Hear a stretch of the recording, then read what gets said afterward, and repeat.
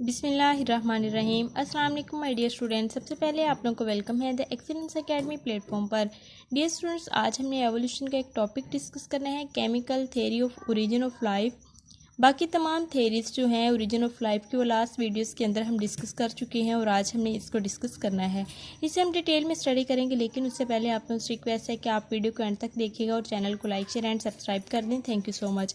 Introduction की बात करते हैं तो इस थेरी को सबसे पहले प्रपोज किया था ओपरेन एंड हेल्डेन इन 1920 में और इस थेरी को पब्लिश किया गया था 1952 में यूरी और मिलर के एक्सपेरिमेंट के बाद। डेफिनेशन की अगर हम बात करें तो इस थ्योरी के अकॉर्डिंग लाइफ ओरिजिनेट हुई है 4 billion years ago from simple inorganic और नॉन लिविंग सब्सटेंसेस, और ये तमाम जो सब्सटेंसेस हैं ये प्रिमिटिव अर्थ के ओशंस के अंदर पाई जाती थी।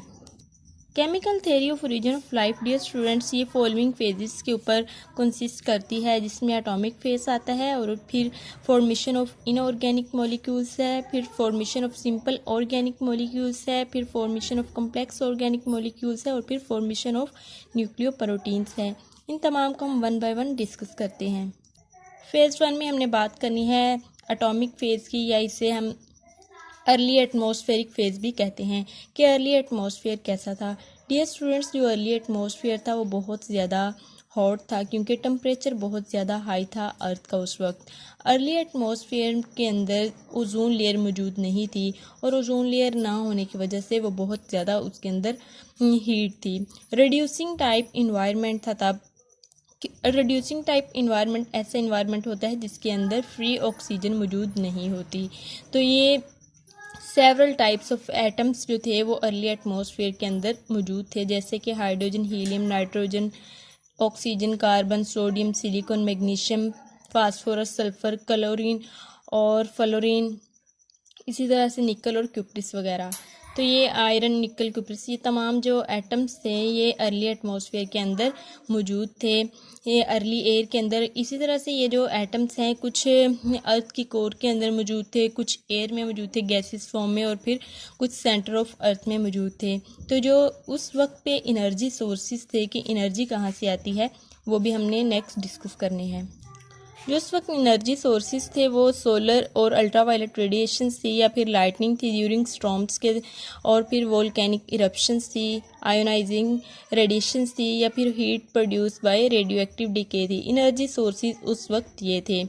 नेक्स्ट हमने बात करनी है फेज़ 2 के अंदर फॉर्मेशन ऑफ इनऑर्गेनिक मॉलिक्यूल कि किस तरह से एटम्स आपस में मिले उस इन्वायरमेंट में जब टेम्परेचर बहुत ज़्यादा हॉट था, टेम्परेचर बहुत ज़्यादा हाई था, तो किस तरह से फिर इनऑर्गेनिक मॉलिक्यूल्स बने। डियर स्टूडेंट्स, वो जो फर्स्ट इन्वायरमेंट था इसे प्रीबायोटिक इन्वायरमेंट भी कहते हैं। तो प्रीबायोटिक इन्वायरमेंट के अंदर किस तरह से एटम्स ने आपस में रिएक्ट किया और फिर इनऑर्गेनिक मॉलिक्यूल्स बने। डियर स्टूडेंट्स, हमें पता है कि जब टेम्परेचर बहुत ज़्यादा हाई था तो तब वहाँ पे हाइड्रोजन एटम्स भी मौजूद थे, जैसा कि हमने पहले डिस्कस किया है। तो हाइड्रोजन एटम्स जो थे ये सबसे पहले कंबाइन किए ऑक्सीजन के साथ और फर्स्ट इनऑर्गेनिक मॉलिक्यूल बना जिसे वाटर का नेम दिया गया H2O, और ये वेपर फॉर्म में था। और फिर इसी तरह हाइड्रोजन एटम्स वहाँ मौजूद नाइट्रोजन के साथ मिले और अमोनिया को प्रोड्यूस किया गया, अमोनिया बन गया, ये भी वेपर फॉर्म में था। जैसे जैसे अर्थ जो थी कूल होती गई, थोड़ी कूल हुई तो रेनफॉल स्टार्ट होगी, और ये रेनफॉल का जो प्रोसेस था ये रिपीटेडली होता रहा कई सालों तक, कई मिलियन ईयर्स तक। फिर क्या हुआ कि कुछ सालों के बाद, कुछ यानी कि मिलियन ऑफ ईयर्स के बाद हैवी रेनफॉल हुई। हैवी रेनफॉल होने की वजह से वो जो पानी था बहुत ज़्यादा जगह जगह पे इकट्ठा हो गया और इस तरह से रिवर्स और ओशंस की फॉर्मेशन हुई।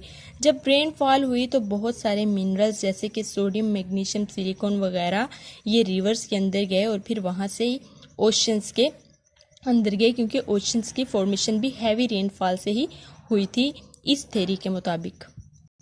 नेक्स्ट हमने बात करनी है फेज़ 3 की। तो फेज़ 3 में formation of simple organic molecules कि किस तरह से माइक्रो मॉलिक्यूल्स की फॉर्मेशन हुई।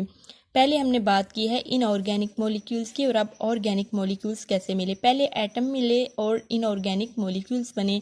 अब इनऑर्गेनिक मॉलिक्यूल्स मिलेंगे आपस में, तो मॉलिक्यूल्स मिलके आपस में माइक्रो मॉलिक्यूल्स बनाएंगे या मैक्रो मॉलिक्यूल्स बनाएंगे।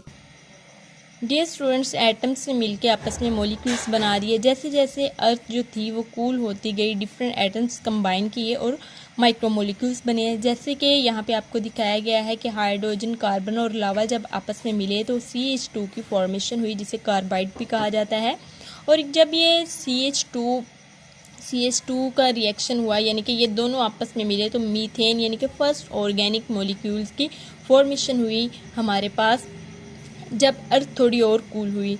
तो जब ये CH2 जो था, मीथेन, जब कार्बन डाइऑक्साइड और वाटर के साथ मिला तो फिर इसी तरह से सिंपल शुगर्स, फैटी एसिड और ग्लिसरॉल वगैरह बने।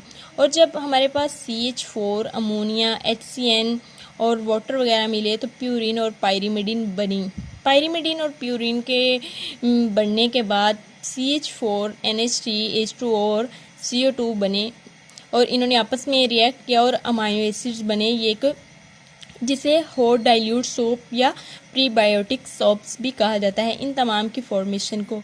तो डियर स्टूडेंट्स, इस तरह से ये जो एटम्स आपस में मिलते गए और माइक्रो मॉलिक्यूल्स की फॉर्मेशन होती गई, क्योंकि अर्ली एटमॉस्फेयर के अंदर सिर्फ और सिर्फ एटम्स ही मौजूद थे। और जब अर्थ थोड़ी कूल हुई तो फिर ये एटम्स जो थे इन्होंने आपस में रिएक्ट किया, आपस में कंबाइन हुए और फिर डिफरेंट तरह के हमारे पास ऑर्गेनिक मॉलिक्यूल्स भी प्रोड्यूस होना स्टार्ट हो गए इस थ्योरी के अकॉर्डिंग। और इस जो जितना भी प्रोसेस है, ये जिस तरह से ये एटम्स आपस में मिल रहे हैं, माइक्रो मॉलिक्यूल की फॉर्मेशन हो रही है, तो इसके लिए एनर्जी की भी ज़रूरत थी। ये जो एनर्जी थी, जैसे कि हमने पहले डिस्कस किया है कि उस इन्वायरमेंट के अंदर एनर्जी सिर्फ और सिर्फ लाइटनिंग वगैरह से, वोल्केनिक एरप्शन से, सोलर और अल्ट्रावायलेट रेडिएशंस वगैरह से आती थी। तो इन तमाम रिएक्शंस के लिए जो एनर्जी सोर्स था वो भी यही सोर्सेस थे जो कि हमने पहले डिस्कस किए हैं। फेज़ 3 के अंदर ही हमने मिलर और यूरी का एक्सपेरिमेंट डिस्कस करना है। ये जो एक्सपेरिमेंट है ये आपको एज इट इज़ पेपर में लिखना होगा, और या ये एक्सपेरिमेंट है ये अलग से भी आपसे पूछा जा सकता है, तो आप इसे ध्यान से स्टडी कीजिएगा।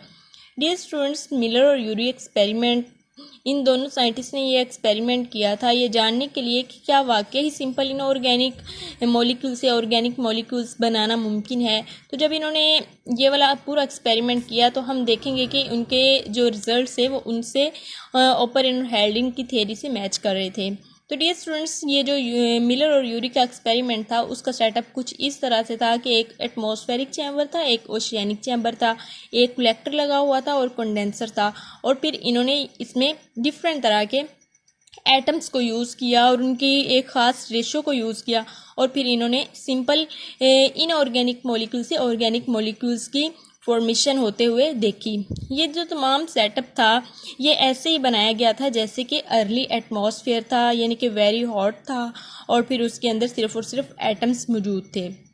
ये जो एक्सपेरिमेंट था ये परफॉर्म किया था मिलर और यूरी 1952 में, और ये एक प्रूफ था कि सिंथेसिस होती है ऑर्गेनिक मॉलिक्यूल्स की फॉर प्रीबायोटिक इन्वायरमेंट के। प्रीबायोटिक इन्वायरमेंट यानी कि जो एटमॉस्फेयर पहले था हमारे पास, उसमें किस तरह से ये ऑर्गेनिक मॉलिक्यूल्स की फॉर्मेशन होती है। ये जो सारा सेटअप है कि अब हमने ये डिस्कस करना है कि वर्किंग किस तरह से करता है Miller Urey experiment. Dear students, ये जो सेटअप था इसमें इन्होंने, आप देख सकते हैं कि ये जो एटमॉस्फेरिक चैम्बर है इसमें हाइड्रोजन को, अमोनिया को और मीथेन को डाला गया और कुछ वाटर वेपर्स जो थे वो ऊपर से आ रहे थे बॉइलिंग वाटर से। तो एटमॉस्फेरिक चैम्बर में जो कंसनट्रेशन, जो उनकी रेशो रखी गई थी, यानी कि हाइड्रोजन की, अमोनिया की और CH4 मीथेन की, वो 2:1:2 थी। तो जब उन्होंने ये वाली तमाम एटम्स रख दिए इसके अंदर और फिर उसकी एक ख़ास रेशो रख दी, तो फिर उसके बाद उन्होंने तमाम प्रोसेस को देखा कि किस तरह से ये काम हो रहा है। डियर स्टूडेंट्स, उन्होंने ये वाले केमिकल्स जो थे इन्हें सील किया था एक स्टीराइल 5 लीटर फ्लास्क के अंदर, जिसको कनेक्ट किया गया था 500 ml half full liquid water वाली फ्लास्क के साथ। जैसे कि आप देख सकते हैं कि किस तरह से इसके साथ कनेक्ट है।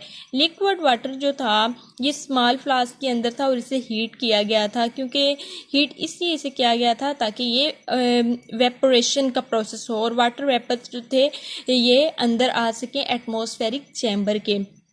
तो यहाँ पे आप देख सकते हैं कि किस तरह से ये एटमॉस्फेरिक चैम्बर के साथ इलेक्ट्रोड्स भी लगाए गए थे। ये इलेक्ट्रोड इसलिए लगाए गए थे ताकि इलेक्ट्रिक स्पार्क प्रोड्यूस हो। जैसे कि हमने देखा कि वहाँ पे पहले अर्ली एटमॉस्फेयर में जो हीट थी वो अल्ट्रावायलेट रेडिएशन से थी, सोलर रेडिएशन जैसे कि, और फिर उसके अलावा ये सन सोर्सेज थे, वोल्केनिक एरप्शन थी। तो इस तरह से यहाँ भी कुछ इलेक्ट्रिक स्पार्क या हीट देने की कोशिश की गई तमाम एटम्स वगैरह को। तो कंटिन्यूस ये स्पार्क्स प्रोड्यूस होते थे इलेक्ट्रोड से, और फिर ये लाइटनिंग वगैरह भी प्रोड्यूस होती थी। ये जो सारा सिस्टम था ये शो कर रहा था कि अर्ली एटमॉस्फेयर किस तरह के से था। तो ये फिर जितना भी बॉइलिंग वाटर था और ये जिस तरह से ये तमाम इसके अंदर एटम्स वगैरह थे, फिर इसको ये नेक्स्ट कंडेंसर लगाया गया था, और हॉट वाटर और कोल्ड वाटर जो था उसे फिर कंडेंस वाटर जो इसे यहाँ पे कलेक्टर के अंदर इकट्ठा किया गया था, और फिर इसके अंदर मॉलिक्यूल्स वगैरह को देखा गया था, एनालिसिस किया गया था कि किस तरह से इसके अंदर कौन कौन से मॉलिक्यूल्स मौजूद हैं। इसको 18 डेज के लिए ये जो कंडेंस वाटर हमने किया, कूल वाटर जो था, इसे 18 डेज के लिए ऐसे ही रखा गया, और फिर कूल होने के बाद इसमें देखा गया कि रेड पीपीटी जो थी अपीयर्स हो रही थी, और रेड पीपीटी जो थी फिर उसको एनालाइज किया गया और देखा गया कि उसके अंदर ऑर्गेनिक मॉलिक्यूल्स थे जैसे कि अमाइनो एसिड वगैरह उसके अंदर अपीयर होना स्टार्ट हो गए थे। तो इस तरह से ये जो एक्सपेरिमेंट था इसने ये प्रूव किया कि जो ओपेरेन और हेल्डन की थ्योरी है वो बिल्कुल एक्यूरेट है केमिकल ओरिजिन ऑफ लाइफ के अकॉर्डिंग। यहाँ पे ये सारे आप नेक्स्ट नोट्स इसके लिख सकते हैं, ये वाले नोट्स।